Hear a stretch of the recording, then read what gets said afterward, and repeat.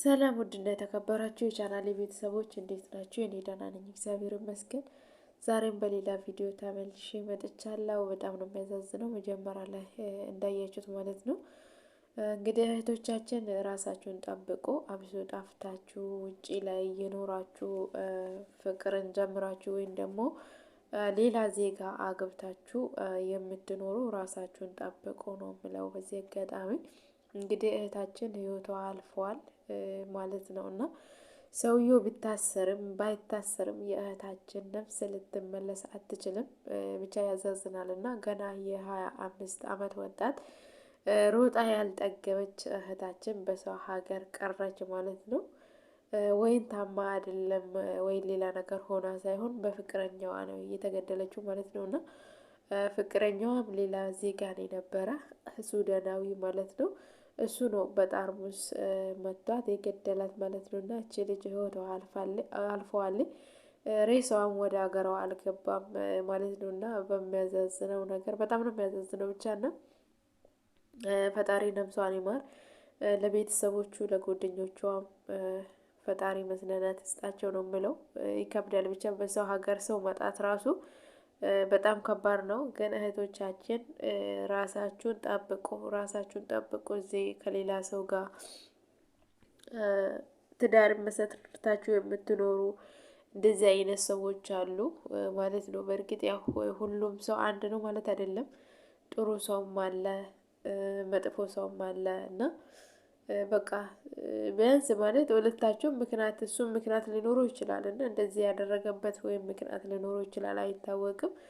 ሆኖም ደግሞ በቃ የማይሆን ከሆነ ከዛ ሰው መራቅ ነው እንጂ የራሳችን ህይወት እስከሚጠፋ ድረስ ከዛ ሰው ጋር መቀመጥ አለብን ብዬ እኔ አላስብም፣ እንደ አንድ ሰው ማለት ነው። እና ቢያንስ አንድ ሰው ከመሬት ተነስቶ የሆነ ሰው አይነካውም ወይን ቅናት ሲኖርበት የተለያየ ነገር ብቻ ሰው እኛ ላይ ሳይ ነው እኛ ላይ ጉዳት ለማድረስ የምነሳው እና እንደዚህ ችግሮች የሚኖሩ ከሆነ እኛ ደግሞ መለያት አለብን ብዬ ነው የማስበው። ያን ሰው መተው አለብን፣ ርቀን ከዛ መሄድ አለብን። ምክንያቱም ሁሉም ነገር ቀሪ ነው፣ ገንዘብም ሁሉም ነገር ከንቱ ነው፣ ሰርተን የምናገኘው ነገር ነው። ግን ህይወታችን ደግሞ በብር መተካት የማንችለው ህይወታችን ማጣት የለብንም ብዬ ነው የማስበው።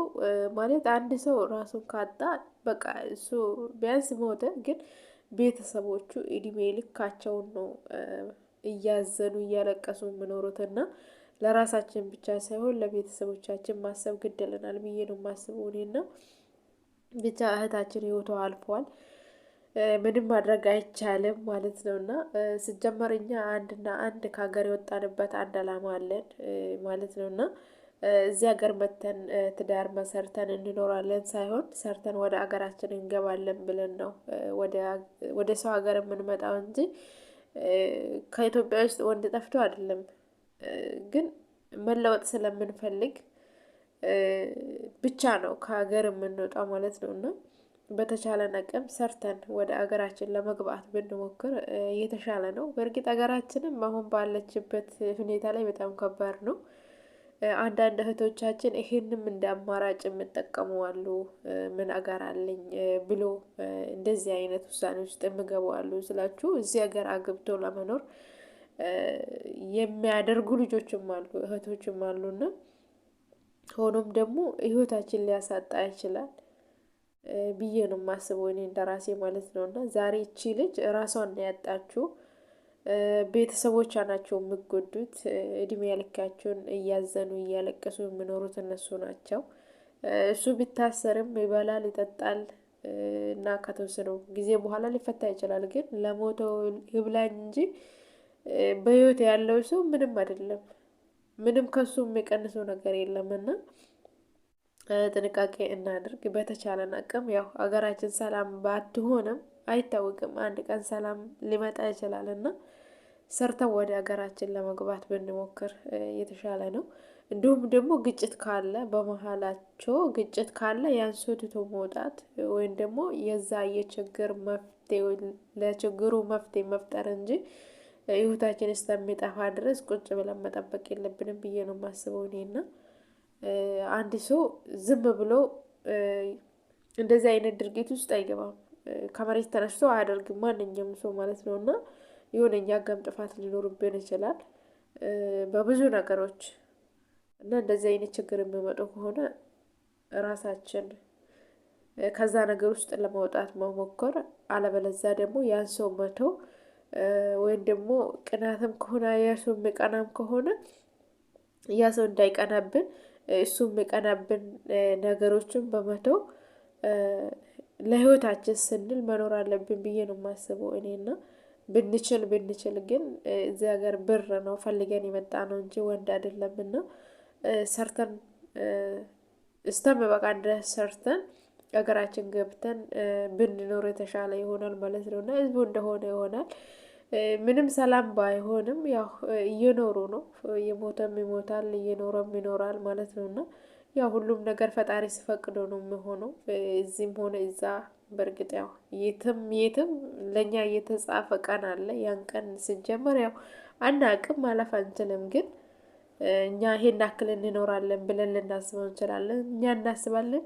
ያው ፈጣሪ ምን ያክል እድሜ እንደሚሰጠን እግዚአብሔር ነው የሚያውቀውና ብቻ ከባድ ነው። ለማንኛውም በጣም ነው የሚያዛዝነው። ከዚህ በፊትም እንደዚህ አይነት ድርጊት ሊያደርገው ይችላል ይሄ ሰውዬው ልምድ ቢኖረው ነው ብዬ ነው የማስበው እኔና ማለት የሰው ህይወት ማጥፋት ማለት በጣም ከባድ ነው። ያውም ምን እንጃ አረብ ሀገር ላይ እንደዚህ የሰው ህይወት ማጥፋት ብዙም የለም እንደ ኢትዮጵያ የለም። እና ብቻ በጣም ከባድ ነው።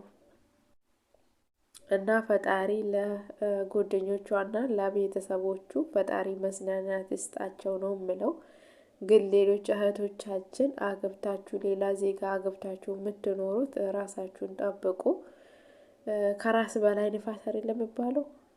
ቅድማ ለራሳችን መስጠት ነው፣ ራሳችን መጠበቅ ነው። ያ ሰው የማይሆነን ከሆነ በሰላም መንገድ መለያየት ነው እንጂ ቁጭ ብለን ህይወታችን እስከምትጠፋ ድረስ መጠበቅ የለብንም ብዬ ነው የማስበው።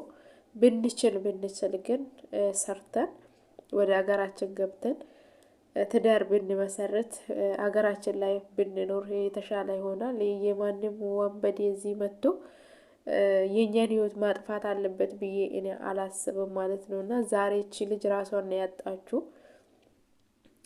ያው ታውቃላችሁ እኔ እንጃ በቃ ከምንም በላይ እኔ እዚህ ሀገር መጥቶ ህይወታቸው የሚጠፋ እህቶች በጣም ነው የሚያሳዝኑኝ። እና ቢያንስ አንድ ቀን እንኳን እረፍት ሳይኖራቸው ነው እንደዚህ የሚሆኑት ብዙ ጊዜ ነው ማለት በቃ ቤተሰብ እየናፈቃቸው ሀገር እየናፈቃቸው ያን ነገር ማየት ሳይችሉ ህይወታቸው በዚህ መንገድ ማለፉ በጣም ነው የሚያሳዝነው።